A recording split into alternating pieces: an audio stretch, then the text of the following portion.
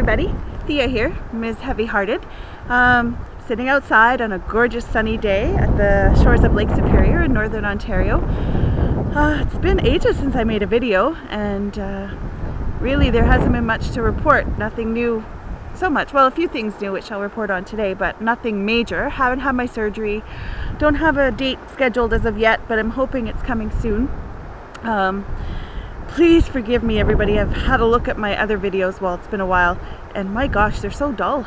I wish I was as charismatic and dynamic as some of the other people out there on YouTube. I'm going to try to be a lot better, hopefully a little bit more interesting. And maybe perhaps if I have my surgery, at least then you can look forward to me dropping some pounds. And as things are going right now, I'm just putting them on, unfortunately. So a quick shout out first to those of you who've had your surgeries recently.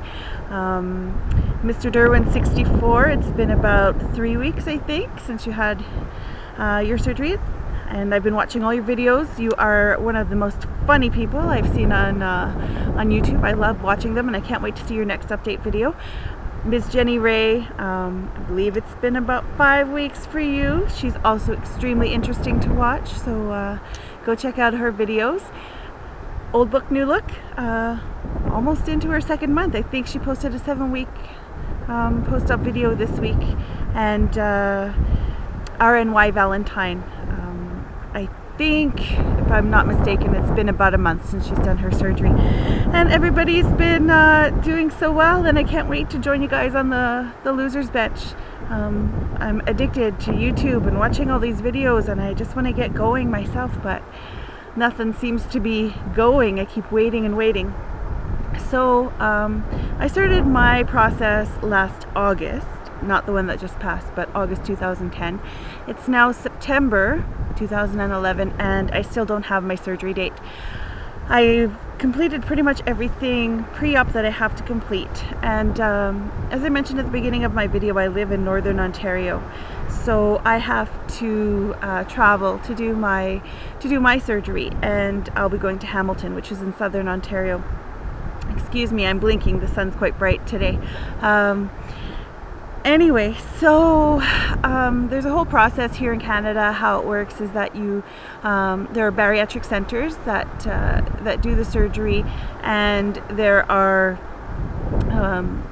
each hospital or each sector in Ontario anyway kind of funnel patients into these. I want to say there's about 5 of. Oops, sorry, the camera's shaking. It's windy out. Into these bariatric centers that actually do the surgery. And in the meantime, you need to have all your pre-op appointments. And because it's Canada and because we have universal health care, a lot of times we're delayed just getting appointments. Since everybody has access, everybody wants to go, right? So yeah, there's no quick fix here. So I've done everything. As far as I know, my paperwork has now gone to the bariatric center in Hamilton, and I'm just waiting to hear back from them for a surgery date, after which I will go to the hospital which is nearest to me, which is still about 3.5 hours away, and sign my consent forms, meet with the dietitian once more, I believe, and that should be it. I spoke to somebody else who I know in town here who's went for her surgery on, I want to say Tuesday this week, and she isn't back yet. Unfortunately, because we go so far away for surgery, you're actually there for about 9 or 10 days once you leave town, and you're there for a day or two before, and in the hospital for a few days, and then you stick around town in Hamilton for a few days just to make sure that everything's okay before you come back. It's kind of hard. It's a long journey to go back to the hospital if there are any complications, so they play it safe, which I'm not looking forward to. Had no idea that I'd be there for that long. I was expecting 4 or 5 days at the most, but it seems like it's going to be 9-10 days, which is a long time to be away from home. Anyway, so I'm expecting her back in town sometime in the middle of this coming week, and I can't wait to speak to her to find out how things were. Anyway, so she had her paperwork received at Hamilton, at the hospital in Hamilton, back in sometime in June. Mine went in August, So it took about 2 months for her from the time her paperwork left till the time of her date of surgery. So I'm hoping the end of October, beginning of November at the very latest, I should be having my surgery. I'll keep you updated. I'm getting really antsy. Even if they would tell me that my surgery was going to be in December, January, February of next year, I really wouldn't care as long as I knew when it was going to be, because right now I'm just going crazy, waiting for everything. And as I wait, I gain weight. I started in August of last year losing a bit of weight. I started in my highest 319 pounds. When I met with the dietitian initially at the bariatric center here, I weighed 264 pounds, which was my lowest. Now I'm back up to 290 pounds. So I've gained 26 pounds back. Did I do the math right? 264, yeah, 26 pounds. And I met with her last November. So in under a year, I've gained 26 pounds back. And it irks me quite a bit.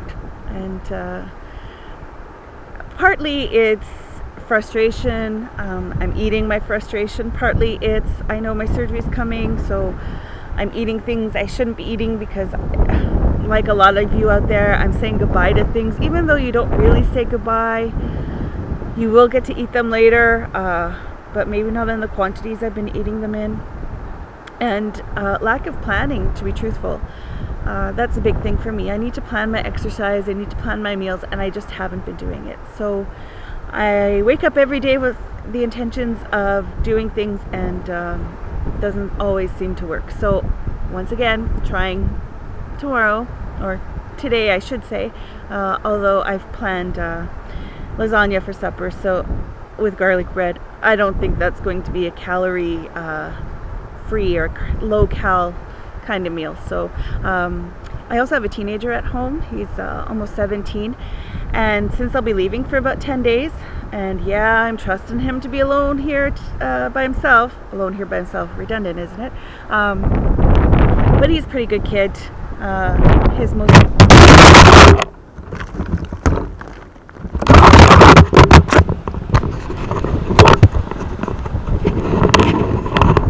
Whew, that was a tumble. It is windy out here, and I'm trying to do this kind of on a tripod, but there we go. I'll try and edit that out. Yeah, as I was saying, my son's almost 17. He's quite trustworthy. He's not into drinking or partying or anything like that. So he'll be here alone for somewhere between a week and 2 weeks. So I need to prepare meals and that for him before I go. That's what I've been doing recently, is getting the house ready. So yesterday I steam cleaned my carpets. I've been decluttering, cleaning out the food pantry, doing stuff like that, trying to get things ready for when I have to go. And now the next step is to prepare meals for him, so he'll have things to eat when I'm gone and when I get back post-op, because I don't think I'll be wanting to cook the things that he likes to eat, at least not for the little while. If I can't be eating them, I won't want to be cooking them and smelling them. My post-op diet is different from a lot of what some of you out there have spoken about. I know some of you start eating pureed foods pretty much the week after surgery, but counting the 2 weeks before surgery and the weeks following, I'm not actually eating real food until about 8 weeks in, or 6 weeks post-op. There's a lot of clear fluids, pardon me, then full fluids, then purees and things like that. So I'm looking at a good month and a half post-op before I actually start eating food. So I'm gonna try and get him things made so he doesn't starve, although he's not in any danger of starving. And that's about it. I'm gonna try and get back and make some more videos, have lots of things to talk about, and hopefully I'm not gonna be as boring as what I seem. So yeah, that's about it for today. I don't really have much else to say except I'm waiting, but I will keep you guys posted. Oh yeah, there's one other thing, that's true. So as I said, I live in this really small town. There's only about 4,000 people here. It's on the shores of Lake Superior, and there's really no support group or anything for people who've had weight loss surgery, so I'm starting one, and the first meeting's this Thursday. I'm a little bit nervous. I'm not used to speaking in public, really. I've posted signs up around town, and oddly enough, the first little tab with my phone number and email address that got taken was from the donut shop. I don't know why that is. Not that we fat girls frequent, or fat guys frequent donut shops or anything. Anyway, so there's been a few, nobody's actually contacted me, emailed me, messaged me, or called me, but a few people have taken the tabs with the information, so I'm hoping somebody shows up. For all I know, I'll be there on Thursday evening, and I'll be by myself for a couple of hours, but I'm not going to give up even if nobody shows up this week. I'm hoping somebody does. I'm hoping I'll consider it a success if even one person shows up. I know there's a lot of people in town, well, I can think of at least 5 or 6 people in town that are in the process of going through the pre-op, and I know other people post-op who've had it a long time ago. So there are people in town who would benefit maybe from, I caught it that time, from a support group, but I'm just hoping they're not too shy and open to coming to the meeting. So I'll keep you guys posted about that too, and that's about it. So I hope to see you guys soon. I hope this is not a really long video. My gosh, my videos have been long, so I'll try and cut them shorter, and that's all. So I'll end with a quick view of the cove that I'm in, of Lake Superior, just so you guys can see, and I'll speak to you soon. Bye everybody. So it's called Cardin's Cove over there. I'll try and zoom in. It's a new camera, so I haven't